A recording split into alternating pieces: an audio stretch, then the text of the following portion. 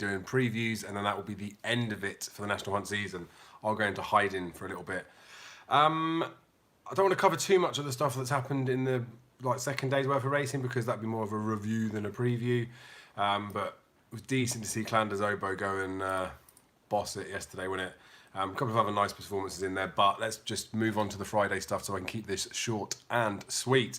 There's a novelty hunters chase early on, not interested in that in the slightest. Then we've got a really decent grade A handicap chase. Willie Mullins has won this in the past with a couple of nice types. Asterion Forlange is in here. Now, Paul Townend, obviously coming back from that injury, is being very selective with the horses that he's riding this week. I don't think he's had any ride in a handicap.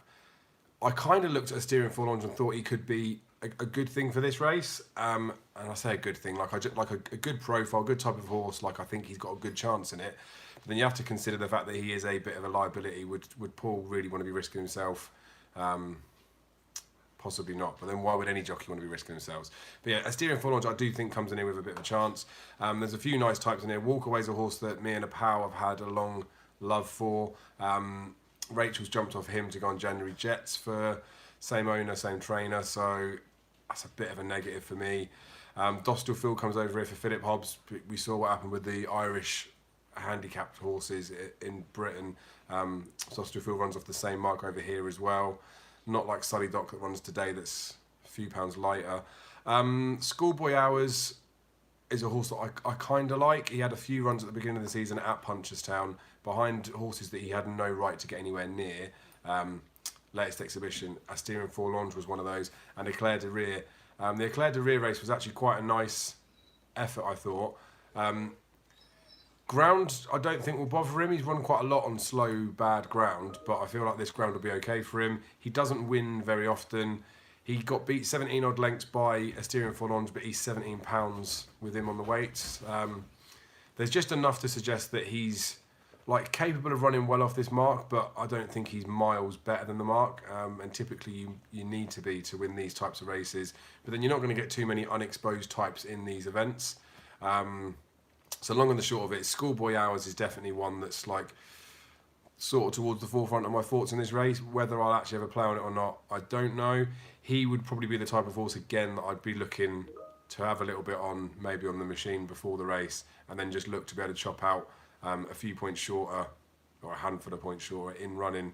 I hope that's the way that it goes. But yeah, Asterion Forlange would be a massive player in here, but don't want to trust him. There's a mare's handicap chase after this. It looks a bit too competitive for my liking to go in over and over. I don't trust the consistency of a lot of the mares, especially at the middle-ish level. I think when you get to the top end of them, you can trust them a little bit more, but it wouldn't be a race I'd want to be getting involved in. We have got the champion hurdle, so speaking of mares, Honeysuckle, Epitant, going at it again. Now, a lot of people will talk about yard form and say that it's not a big thing, which I agree with that to a fairly strong degree, that it may just be that your good horses are running it on different days to when your bad horses are, and although the betting may have had the horses pitched up as something different, they may have not really underperformed as much as it may look at first glance. So Henry, the reason I mentioned that is just Henry de Bromhead this week for Punchestown. He's had a 6-4 poking Envoy, clearly not right, maybe too short a price anyway. Heather Rocco yesterday with 5-2 Fav. Well, that's had 2 decent wins at Limerick that I touched on before, and I'm not 100% sure it gets on with Rachel. She rode him at Furless and it was poor, so maybe dot that. And then Decimation wasn't great, didn't really seem to finish out the race too well, but that was a 2-1 Fav. Tell Me Something Girl, stepping up against the big kids in the Grade 1 company, was liable to not really run so well. But there's a definite niggle in the back of my mind that whether his horses are really A1 at the moment, or maybe the fact that he's had such a good Cheltenham-ish time, maybe they've peaked and they're a little bit over. All in all I'm saying with that is Honeysuckle should win this. I think Honeysuckle's an absolute beast. I still think she's classy enough to get away with not being 100%, but she needs to be very, very close to it, because this is a fairly deep renewal. So the long and the short of it is Honeysuckle should win this, but I wouldn't be backing her odds on. I wouldn't even be looking to stick her any multiples or anything, but I do think she'll win. Just a slight nag about that. Epitant, we do know that she's decent, but She's not as good as Honeysuckle. Sharjah, course and distance winner. We know he's a bit in and out, but good ground will suit him. And I think of all of the field behind, if Honeysuckle was to underperform, Sharjah's the most likely one to capitalise on that. He's about a 10 to 1 poke as well, so that's very interesting. And where I touched on Paul Townend's only taken certain rides, Patrick always rides Sharjah anyway. So it's not like Paul Townend's desperate for that Jockeys Championship and he needs all the rides to go in. Patrick's fighting his own battle with Jamie Codd. But Patrick always rides Sharjah anyway, so like I think the 10 to 1 about Sharjah, especially with them being 8 runners, a few places up for grabs, isn't a bad price. I don't like Goshen really. It's difficult for the 5-year-olds to do what they do, but you'd like to think he'll run better than he did at Cheltenham, but I don't know. And then like Abracadabras was good at Aintree, but I touched on it before as well that like they're like grade 2s at Aintree, aren't they? And it was obviously disappointing that he fell in the Champion Hurdle because I thought he could run close, but he could go all right. Aspire Tower, you got the same niggle around the Henry de Bromhead yard if I'm going to use that as any sort of thought process. So yeah, my stance on the race is Honeysuckle should be winning it. Can't be backing her the price that she is. When I think that there's a couple of question marks in and around it. The bet for me, whether I would do it or not, I don't know. But the bet for me would look like Sharjah, and if you're getting 10 to 1 for him to win. Like, I think there'll be some money for him because obviously Willie Mullins is just winning all the races as it is anyway, all the grade 1s.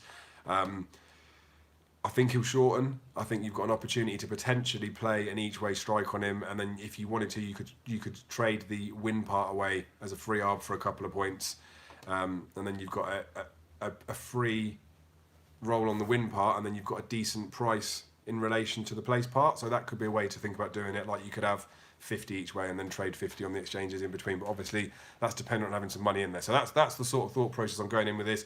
Obviously for that principle to work, you'd need to know that there are going to be 8 runners, so you're taking a tiny bit of a punt, backing him at the price now, but you'd need to back him out of the price because he's only going to shorten. That said, when a runner comes out of an 8-runner race and makes it a 7-runner field, the prices tend to, like, they don't get pushed out like bigger than they would have been before, but they tend to hold up a little bit because the each way terms have now changed. Only 2 places up for grabs, so bar the fav that might shorten up a tiny bit, the price doesn't tend to drop in too much. But yeah, wobbled a bit too much about that race anyway, but I quite like the look of Sharjah. Epitant would be like, Epitant's in there as second fav, and like she is, we know she's capable on her day, but I just don't think she's as good as some of the others that are in here, and it is on Sharjah's home turf, isn't it? So we'll see. Interesting enough race, I think. One I'm really looking forward to watching anyway. The Champion Novice Hurdle, the grade 1 after, that's got Bobo in there. I mean, I look at this race and I think to myself, like, Bob Bollinger's just, like Jamie Codd said at Cheltenham, like God-given certainty. Like, he should absolutely dot up in here. He was so impressive at Cheltenham. Gallard de Mesnil was well beaten by him then. You can't see how he could possibly get any closer to him here. We know Bob Bollinger's won right-handed. He won his bumper right-handed. I mean, he did get beat by Fernie right-handed, but potentially that form is rock solid anyway. I see no reason for Bob Bollinger to get beat. The only tiny caveat I'll place in with that is Honeysuckle should be winning this Irish Champion Hurdle unless she's a little bit below par. If she's a little bit below par, I mean, Bob Bollinger would have to be a lot more below par to lose that grade 1. But, and I could be reading into things that are too much, but I would just suggest maybe that if Aspire Tower, Jason the Militant and Honeysuckle all sort of run poor in that Irish Champion Hurdle, maybe Bobo's one to take on in that race. And if you are going to take him on, the only horse that could do it is Gallard de Mesnil. So just like almost an instant reaction to watching that Irish Champion Hurdle, or maybe even if in running, if you know that Honeysuckle's not going to win and you see the others not running so well, you might be able to get onto Gallard de Mesnil, because again, it will be Willie Mullins, it will be grade 1s, it will be people latching onto that. And I'm not saying that Bob Bollinger shouldn't win, because he should, but you could again potentially look at Gallard de Mesnil shortening up a significant amount if Henry's horses aren't going so great. Be the only way I'd be looking at playing that. But from a point of talking about it in advance, a couple of days in advance, I'm just telling you the way that I'd be thinking on the day of doing stuff with it. But yeah, look, those 2 races in isolation are going to be really big, like facts for the season. But I'm already saying there that I'm half willing to forgive Henry's horses not running as well as I'd expect them to. Hopefully that's not the case. Hopefully they do just show their best. Anywho, on to one that I am going to back, and you're going to think I'm an absolute idiot, but you probably already do anyway. There's a Hunter's Chase race over there. Now, Friday at Cheltenham, just before this May Bank holiday weekend, there's always a Hunter Chase meeting. And David Maxwell had a load of like decent chances entered up at Cheltenham. He's gone over to Ireland to ride Bob and Co. So you've got one ride in that Hunter's Chase. That's the only race they've gone for. We saw what Nichols did with sending Clanders Obo over. I like Bob and Co as a horse. I thought, and it's difficult to say, but I still think he would have won at Cheltenham in the Fox Hunters there. Maxwell obviously had that injury. He's coming back. I feel like they wanted to set him up for a nice win at one of the big meetings. It didn't quite pay off at Aintree. He got close, but I think Bob and Co. I like this horse. I think he's very, very good. I think the ground's going to suit. The track's going to suit. I think he's going to be a good bet. And the reason why I say I think he's going to be a good bet is we have to take things by a pinch of salt. I haven't checked to see if any markets have gone up since I've looked this morning, but he's racing post tissue of about 7-1 Bob and Co. Now I know obviously it's a risk taking Maxwell on as a jock to be backing him, especially when he's riding a course that he's never been to before. But Bob and Co's a good enough horse that he can just sit around him, and I think he'd be okay. If he's about that sort of price, like I don't massively like betting each way, but I feel like I could back him each way. I just think Bob and Co's going to be there or thereabouts, like I really, really do. Billaway's in there, Jury Duty's in there, It Came to Pass is in there, K de Burlay's in there, so it's not, even Staker Wallace is in there to be fair. It's not a given that he's going to go real close, but yeah, probably a bit of a punty one, probably a bit of a stupid one, but I think Bob and Co is the best horse in the race, and I don't think David Maxwell's that bad. I think the difference would be him in a finish riding out against somebody else, but I think Bob and Co might have a bit up his sleeve. Obviously it's the travel, see how he goes over there. Did unship at Cheltenham, but that wasn't with Maxwell on, that was with Sean Bowen, I think. Looks a nice race, but I will definitely be playing Bob and Co. Like I'd have him as half that price. I'd have him as the 7-2, 4-1 poke. If we're getting 7s, 8s, 9s about him, I think he's just too big a price to ignore. Then we've got a novice hurdle after this.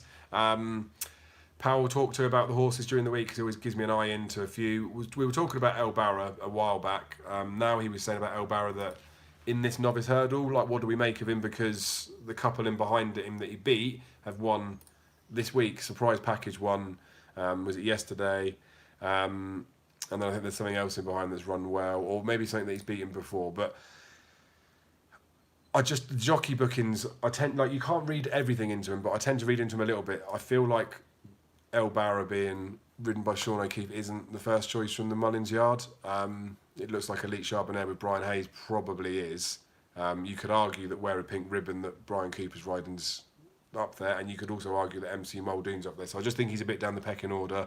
It looks a nice enough race. Wouldn't be any absolute worldies in there, I wouldn't have thought. It looks competitive enough that you could probably make a case for a few in there. I think a lot of people that rated Cascon Risk as a potential supreme threat to Appreciate It all those times back, and then he ended up going in for the Ballymore. I think a lot of people will look at him and just think, let's be real here. He should be dotting up in a race like this. So again, I'll have to see what they do price wise, but I'd say Cascon Risk, if you could get 5s plus on him, which you will not get, but if you could, proper muggy each way, bet to nothing, because he's classy enough that he ain't gonna have many of these behind. Many of these in front. But yeah, it looks a deep enough race in the fact that you can make cases for some of them, but it doesn't look a deep enough race in terms of actual class that's in there. So we'll just have to see how the race pans out. But I wouldn't be interested in playing that one as a serious bet. It would be maybe look at him as just think that it's an opportunity, that he's going to be there or thereabouts. See what I could do with him. There's the bumper at the end of the day. There's a few average horses in here, I'd say. Quite a big field is going to be as usual. There's always a bit of money for a few of them, and sometimes it's worth paying attention to, sometimes it's not. The one that I was going to back it when I saw the entries, and then it's been declared, and it's been declared with a tongue tie, so it's put me off a little bit. But one that I'm very interested in backing, especially seeing the opening prices, is Stone Mad for Martin Brazil. Derek O'Connell will take the ride. I think it's half to Tintangle and Tombstone. So very well bred from that perspective as far as I'm concerned, especially for the 2 mile sphere. You get a lot of these bumper horses that are ex-pointers or horses that will want further in time. I think Call Morocco is a horse that is reasonably well bred, but all at like further trips. My mate Mozzie for Patrick Mullins, Gavin Cromwell. Won its point nicely. There was a horse that was disqualified in behind that then went out and won after. There was a horse that was Second, I think, came out and won after its point, but like it looks solid. The rating of 93 from Racing Post rating for a point is pretty decent. Anything 90 plus tends to be above average. So you'd hope that that's going to take up the chunk of the market, and that's probably the one to beat. But Stone Mad, I don't know what sort of price they'll pitch him in at, but if you get double figures on that, again, I'd look at that as an each way opportunity, because I don't think the race is that deep in terms of actual really, really good horses. I think there's probably a couple, My Mate Mozzie and Stone Mad, I'll be looking at in there. So that's my thoughts for the Friday. Saturday's got some nice racing on there. There's a couple that I quite fancy in there, but that's the way that I'm thinking of playing a few races on Friday. Fingers crossed you've had a bit of luck, and let me know in the comments below if there's anything that you fancy or disagree with what I said. I do genuinely read all the comments, and I do like to get the feedback. I like to know what other people are thinking, because that's the whole point of it, isn't it? Being in an open forum where we can discuss our opinions. The way that one person reads a race will be different to how someone else does, but by listening to other people's opinions, you can build a stronger and bigger picture. And even if you don't really pay attention to it till after the race, to then say, oh, actually, hang on a minute, they said this, how did they work that out? It's nice to know what people think before the actions happen. We all love an after time, but pointless, isn't it? So anyway, thank you for your support, and I will see you tomorrow.